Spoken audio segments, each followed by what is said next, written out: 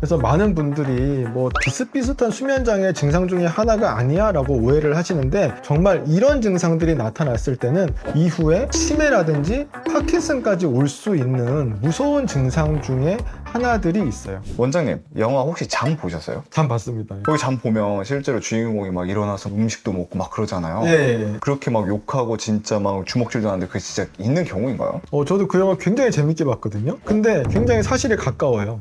내가 많이 보던 환자분들인데 라는 생각으로 보게 됐죠. 그래서 굉장히 몰입도 있게 봤거든요. 수면 검사를 하게 되면 다양한 수면 장애들을 보게 되니까 코 고는 분들, 숨 안 쉬는 분들, 이 가는 분들, 입 벌리는 분들, 뭐 방귀 뀌는 분들 뭐 다 많이 보는데, 하지만 이런 행동을 할 때는 저도 굉장히 집중해서 보게 돼요. 그래서 많은 분들이 뭐 다 비슷비슷한 수면 장애 증상 중에 하나가 아니야 라고 오해를 하시는데, 정말 이런 증상들이 나타났을 때는 이후에 치매라든지 파킨슨까지 올 수 있는 무서운 증상 중에 하나들이 있어요. 하지만 이 영상 끝까지 보신다면 제가 발견법부터 해서 치료법까지 알려드릴 테니까, 가족 중에 주무시면서 이런 모습을 보이는 분이 있다면 꼭 깨우시고 당장 병원까지 달려오시기를 권해드려요.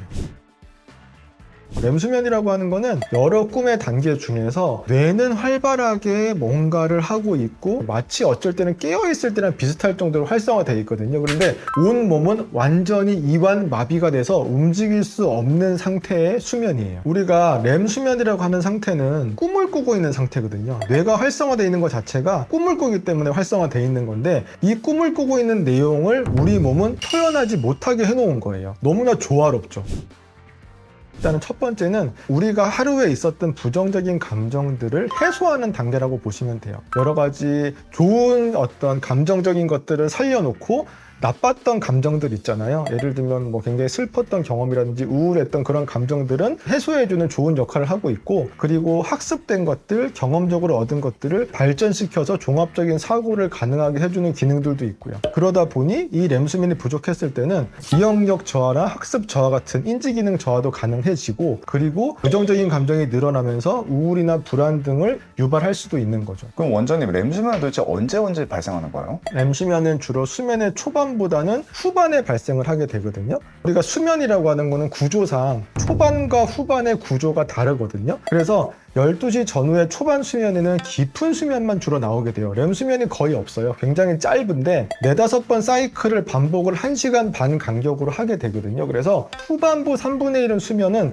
거의 렘 수면으로만 이루어져 있다고 해도 과언이 아니에요. 주로 이런 렘 수면 행동장애를 겪으시는 분들은 초반 수면보다는 후반 수면에 이상한 모습을 나타낼 가능성이 더 높다라고 보시면 돼요. 정상적인 렘 수면에서는 머리는 굉장히 활발하고 우리 몸의 근육들은 모두 마비가 된다고 했잖아요. 그런데 렘수면에서 유일하게 활발하게 움직이는 근육은 안구의 움직임이에요. 그래서 그 움직임을 빼놓고는 완전 이완 마비되어 있는, 근데 그게 움직이게 되면서 문제의 시작이 되는 거죠. 만약에 우리가 꿈꾸는 내용을 모두 표현을 해버린다면 그 꿈 내용에 따라서 무서운 결과들을 낳을 수가 있잖아요. 예를 들면 꿈에서 누군가와 싸우는 꿈을 꾼다. 그러면 옆에 있는 가족을 막 때릴 수도 있는 거고, 목 조르는 꿈을 꾼다. 그러면 목을 조를 수도 있는 거고, 걷어 차버릴 수도 있는 거고, 혹은 내가 막 뛰어다니는 꿈을 꾼다. 그러면 침대에서 갑자기 뛰어내리면서 넘어지면서 다칠 수도 있는 거고, 뭐 이런 식의 무서운 결과가 벌어질 수도 있는데, 그걸 우리 몸은 못하게끔 억제해 놓은 거예요. 그래서 온몸을 완전 마비시켜 놓은 거고 못 움직이게끔 해 놓은 거죠. 그런데 이것들이 풀리면서 그 행동을 그대로 해버리는 현상 자체가 꿈수면 행동장애라고 할 수 있어요.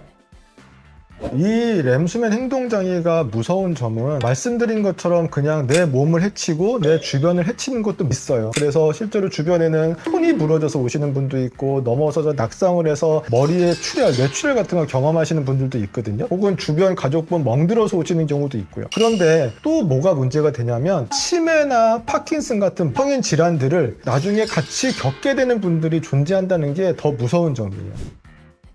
파킨슨과의 연관성을 생각할 때 우리가 전조 증상들을 확인을 할 수 있거든요. 예를 들면 파킨슨 있는 분들이 가장 처음에 왔던 증상은 아주 가벼운 자율신경계 조절 이상 반응들이에요. 대표적으로 소변 보시는데 문제가 생기거나 배변 활동하는데 문제가 생기거나 혹은 기립성 저혈압이라 그래서 갑자기 일어날 때 우리 몸은 빨리 반응해서 다리에 있는 혈액들을 짜줘서 머리로 보내야 되거든요. 그런 것들이 잘 안 되면서 아래로 머무는 거예요. 그래서 갑자기 딱 일어났는데 어찌란 느낌 같은 거 경험 많이 하시잖아요. 이런 것들이 다 기립성 저혈압이라고 하는 것들이거든요. 이런 식의 가벼운 자율신경계 이상부터 나타나게 되는 거예요. 그리고 두 번째로는 이제 후각 쪽이 문제가 돼요. 우리가 후각이라고 하는 거는 뇌신경 중에서 유일하게 몸 바깥에 노출이 되어 있는 신경이거든요. 거기에 이상 반응이 오기 시작해서 후각의 저하라든지 후각 소실 등을 경험을 하게 돼요. 이런 것들이 초반에 일어날 수 있는 증상들이고 그 다음에 오는 것들로 대표적으로 렘수면 행동장애 증상들을 나타내는 경우가 생기는 거예요. 그 다음에 네 번째로 오는 것들이 파킨슨 같은 증상들이에요. 한마디로 운동신경 손상을 유발을 하는 거예요. 예전에는 똑같이 움직이려고 했는데 뭔가 내가 원하는 곳에 내 손을 움직이지 못하는 상황, 가볍게 떨리는 현상, 걸어 다닐 때 뭔가 편안하게 보행이 안 되고 뭔가 분절된 듯한 어색한 다리 걸음을 하는 경우들도 생길 정도예요. 그리고 마지막으로 겪게 되는 게 인지기능 저하, 치매와 같은 증상들을 나타낼 수가 있어요. 그런데 이런 부분들을 이미 3단계 이상 겪고 있는 분들이 꿈수면 행동장애가 별거 아니라고 생각하면 나는 놓칠 수 있었던 거죠.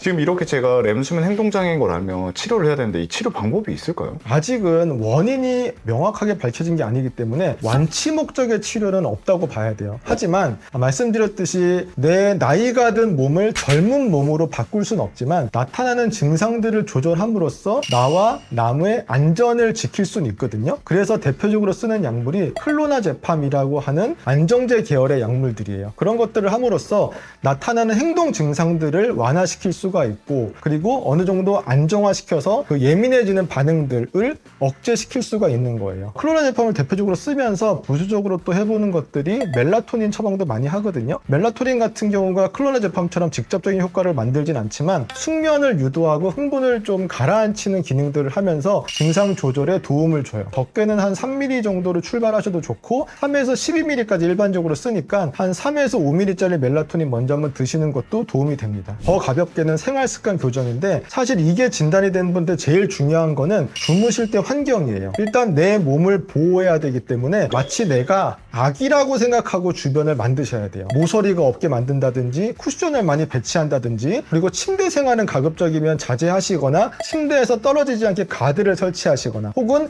떨어지더라도 괜찮게 매트를 설치하시거나 이런 것들이 모두 도움이 되고요. 배우자가 계시더라도 혼자 주무시기를 권할 수밖에 없어요. 안타깝게도 내가 해볼 수 있는 다른 행동들로는 음주가 잦으셨던 분들은 음주량을 좀 줄이거나 끊어보시거나 흡연도 줄이시는 게 도움이 되고요. 그리고 숙면에 도움이 된다고 하는 카페인 섭취를 줄이신다는 등의 것들을 함으로써 좋은 양질의 수면을 추구하시는 것이 기본적으로 도움이 되세요.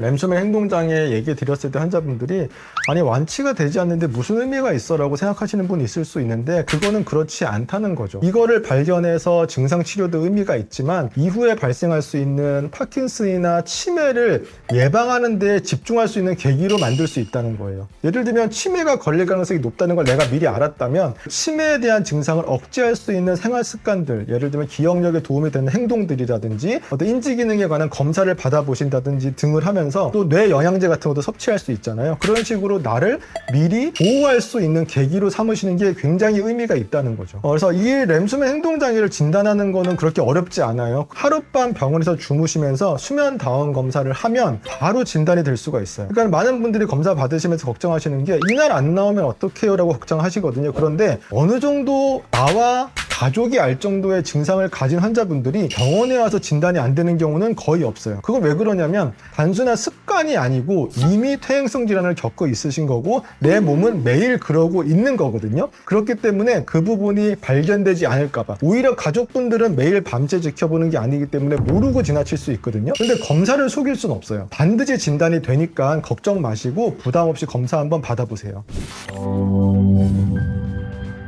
오늘은 파킨슨병, 치매의 전조 증상인 렘수면 행동장애에 대해서 알아봤어요. 렘수면 행동장애는 단순히 수면 습관의 문제, 수면 장애 정도가 아니라 퇴행성 질환의 전조 증상이에요. 그래서 이런 증상들이 내 가족 혹은 지인들에게 보인다면 단순히 잠버릇, 잠꼬대 정도로 치부하지 마시고 꼭 병원 찾으셔서 수면 다운 검사 받아보세요. 이 질병만큼은 빨리 발견하셔서 조기 치료 받으시는 것이 정말 중요해요. 오늘도 이 영상 도움 되셨다면 좋아요, 구독 눌러주세요. 잘 자요.